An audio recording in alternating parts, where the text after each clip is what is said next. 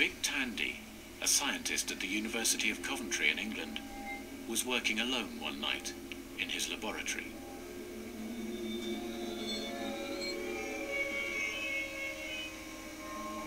I started to notice a sort of grey object moving to my left, and it wasn't distinct at all. It was just as if there was a slight movement, and slowly it moved round to the side of me and started to take on sort of form.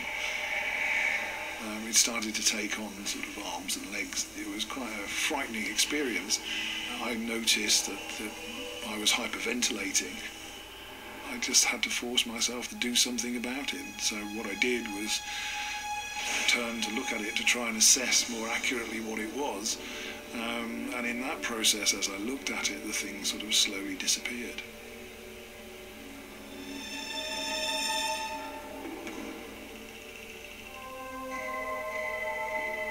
Vic's experience is typical of many reported ghost sightings. But being a scientist, he was determined to dig deeper. The next day, the same thing happened again, and this time, objects in the room were vibrating.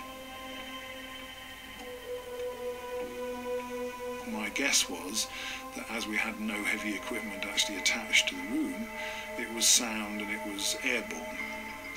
So then I went off to find out where it might be coming from, and that was relatively easy. It turned out that a huge extractor fan had been fitted. The fan was producing infrasound, a low bass frequency inaudible to the human ear.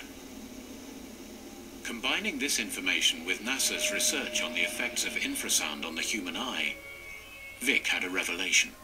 My hypothesis was that the low-frequency sound, first of all, caused you to hyperventilate, which brought on all these feelings of presence and that there was something wrong, and that it was also possible to cause visual disturbance.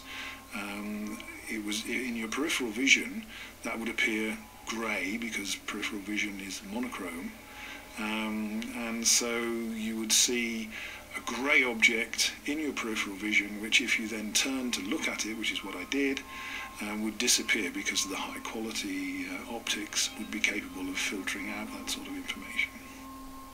Had Vic found the answer, not just to his ghost, but many other sightings as well?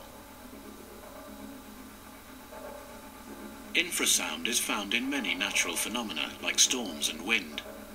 Animals can hear it, but humans can't.